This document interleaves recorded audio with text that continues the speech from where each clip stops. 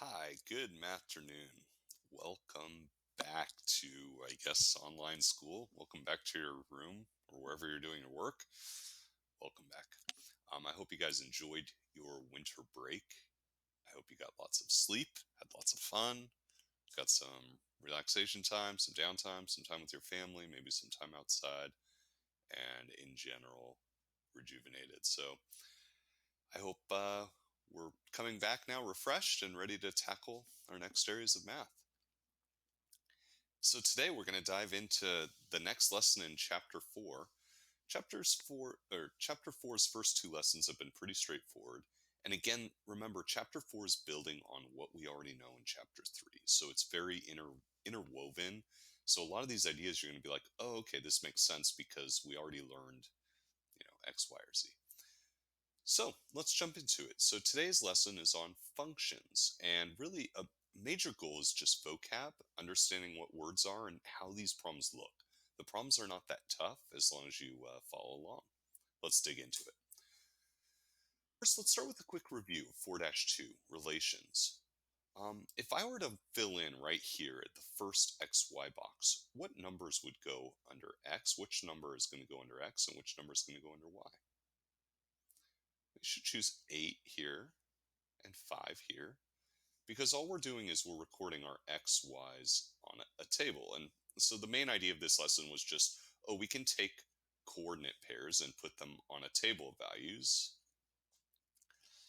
and we can then graph them. And we call this a relation. It just means that the two numbers are connected somehow. The x is related to the y.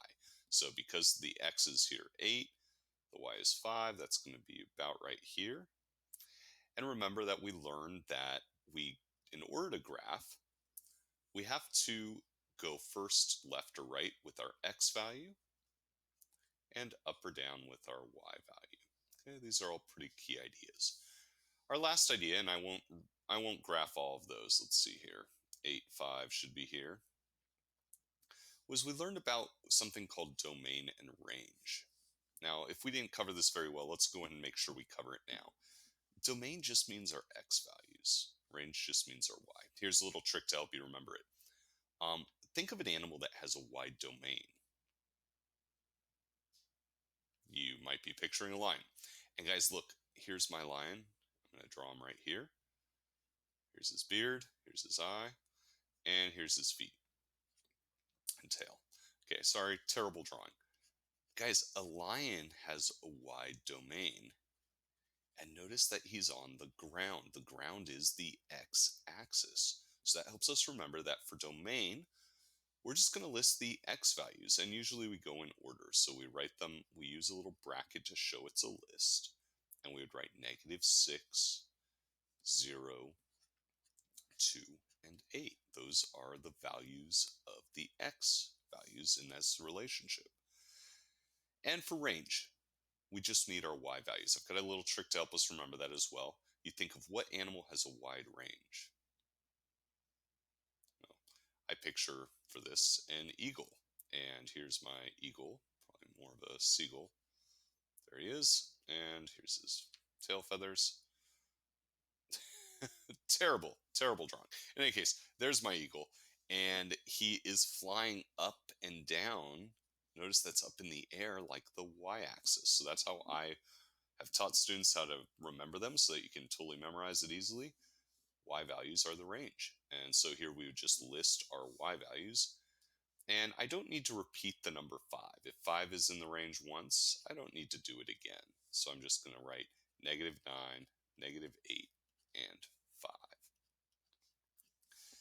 Okay, now that we're back up to speed, let's jump into our lesson for today. First, I want you to decide, let me go and letter these, A, B, and C. Which of these, in your opinion, doesn't belong? And go ahead and explain why. Now, I'll take any answer as correct, but I hope one thing you notice is that A and C both have straight lines across. Each of the numbers on the left goes straight over to a number on the right. But B is a little bit different. And one thing I want to call your attention to, no matter what your answer was before, is that notice number 9 goes to two different numbers. That's interesting. And maybe that's a little bit different. And that is one idea we're going to talk about today when it comes to functions. These look like relations. These could be mapped and put on a graph. Remember, x is always our first, our beginning number, y is our second. So there I would put 1 comma 3. That is the first relation there. But notice this one has two nines, so it would be 9 comma 3 and 9 comma negative 3. Just pay attention to that. It's sort of interesting. It's a little bit different. So, well, what does this mean? Well, a function is like a soda machine. And what we're doing is we're beginning to explore functions. And basically, a function is a kind of relation of relations, which means, based on what we know so far, a relation can be on a table like this, x, y, and all the numbers. We can write it like this with the numbers and the arrows over to the other numbers, and we can graph it. So a function can be all three of those things. They're things we already know. We've called them relations. Well, function is a kind of relation. And here I'd like to introduce the idea. It's like a soda machine. Pay close attention. This really helps you understand the idea. Let's pretend I send $1 into this soda machine and I choose something, I'm going to choose A2. And that's going to go right here to A2 and give me a Pepsi. And so I put input into the machine. I put the letter A2, I punched it into the code, and it gave me a Pepsi as output. This is what we call a function. It takes something as input and gives something else out as output. In this case, every time, if I went to this same soda machine every day and I punched in A2 every single day, I should always get a Pepsi. A function can also be broken, so that would be a working function. A function is not a function if you punch in A2 and you get a different soda each day. So the first day I get a Pepsi, but day 2 I get a Dr. Pepper, which was not what I wanted. That would not be a function. And the idea is it's not a function because notice you put the same input but got two different outputs. And if we can go back now to the relation, notice that letter option B, each of these, option A and option C, have one input, has one output. I input the number 1, I output the 3. Input the 2, output the 4.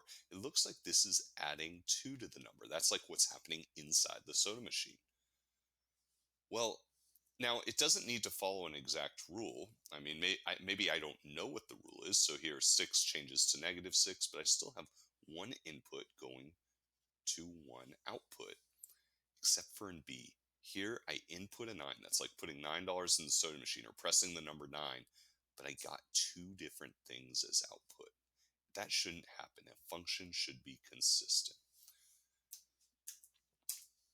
Okay, one last idea, and I'd like you to record this. Add this in some notes. Hopefully you've been keeping a notebook along. This would help you with notes you can use on the test. The key idea here is a function like a machine. It typically follows rules. We use words like input and output with it, and we can record that as an input and output table. Notice input is X, output's Y. So let's say I was practicing this machine and I put in a few numbers, just like the soda machine. I'm going to put input is 4. 4 goes input. Something happens in here and out comes the number 12. Okay, well, that's done. Now what if I put in the number 5? I want to see what happens. I put in the number 5, so change my input and it outputs the number 15. Okay, what if I put in the number 6? Some of you guys are starting to see there's a rule here. And it outputs the number 18. Could you guess the rule that's happening here? Yeah, you're noticing that it's always multiplying our input by 3. We could write that rule by writing 3 times x. X is whatever our input is, and the output is our y value. Now, one last thing that we want to understand is functions are going to write things a little bit different. So instead of writing y equals 3x, y is our output, we're going to write it as f of x. All that means is function of x. This is like our display on the soda machine.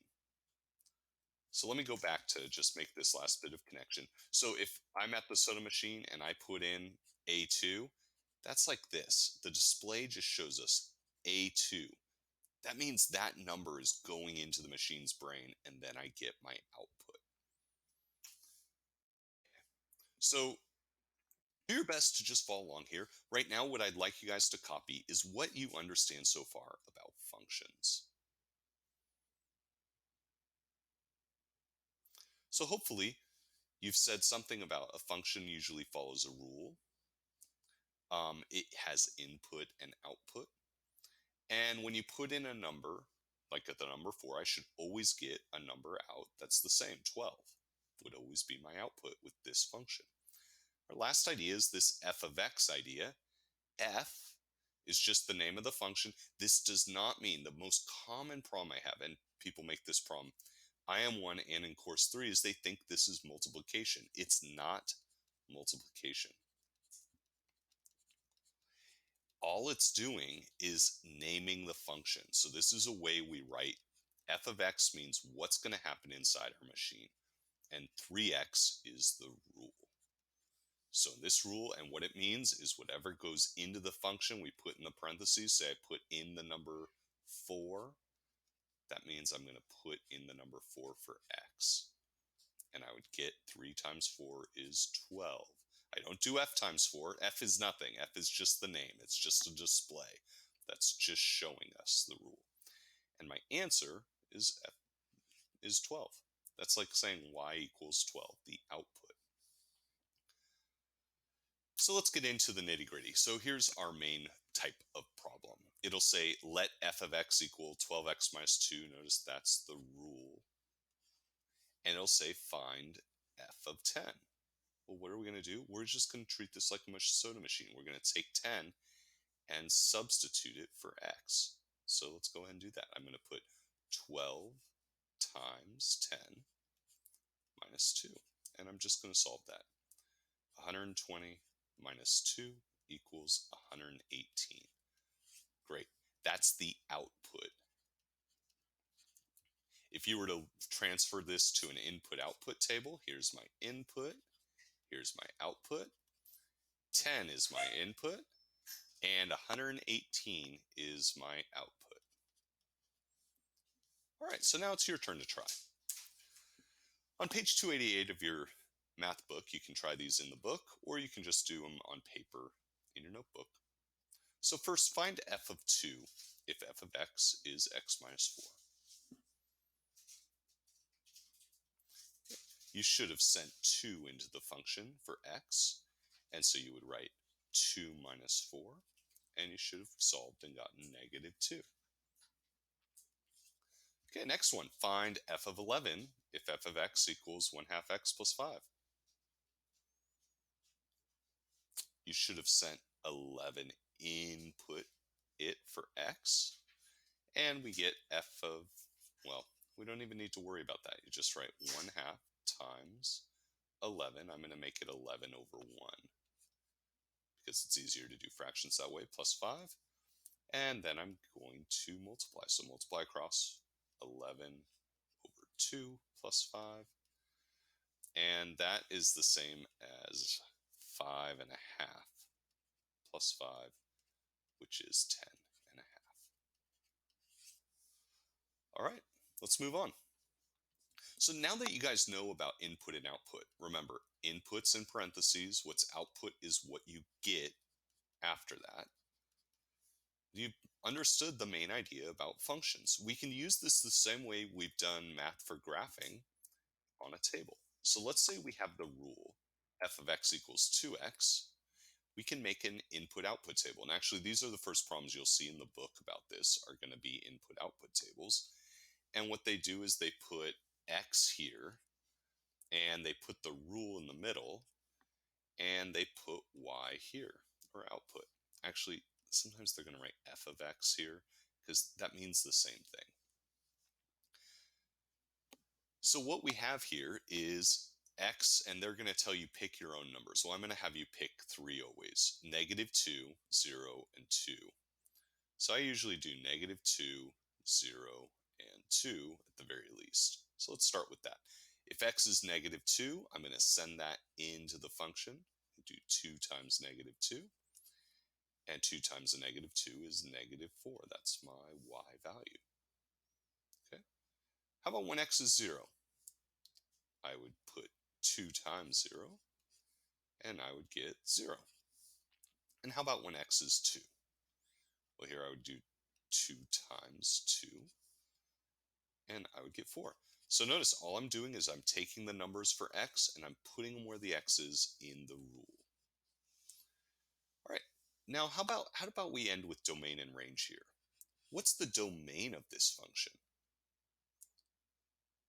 Well, you should have chosen the numbers. X is -2, 0, and 2.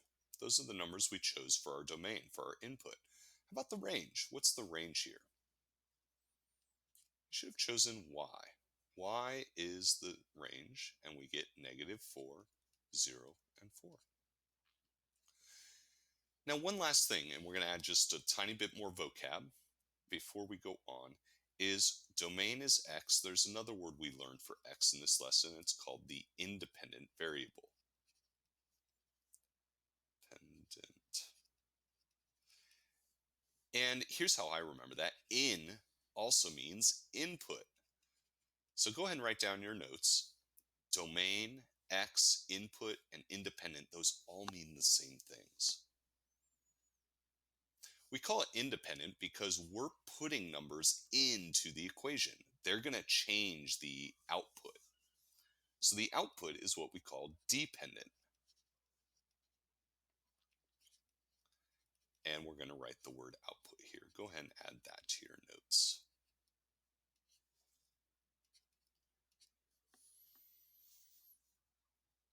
Okay, so for our final problem is page 289, and you're going to do letter C. And actually, we need to change this rule. So we're going to do an input-output table for f of x equals x minus 7. At the top, I'm going to fill in x minus 7, and f of x here. But remember, that's just y. That's the same thing. It's just the output. And again, I want you to solve for -2, 0, and 2. So let's start with -2. What's the output when x is -2? We should have done -2 minus 7 is -9. Great. How about the output when x is 0? We should have done 0 minus 7 is -7. And how about the output when x is 2? We should have done 2 minus 7, and the output's -5. Awesome. What's the domain? The domain we used was x is -2, 0, and 2. And what's our range? Our range is -9, -7, and -5. All right, so check in with yourself. Our key idea is this. We were trying to learn what is a function. Second, we were trying to understand how to solve a problem when they tell us find f of 3 when f of x equals x plus 1. So you're trying to learn how to solve a problem like this that's written totally new. And last, we were trying to learn how to fill in a table of input and output. So how'd you do today? All right, I thank your minds and your hearts, and we'll continue on with this idea in our next lesson in person. Well, online, I guess, for the time being. Have a wonderful afternoon, guys, and I'll look forward to seeing you next class.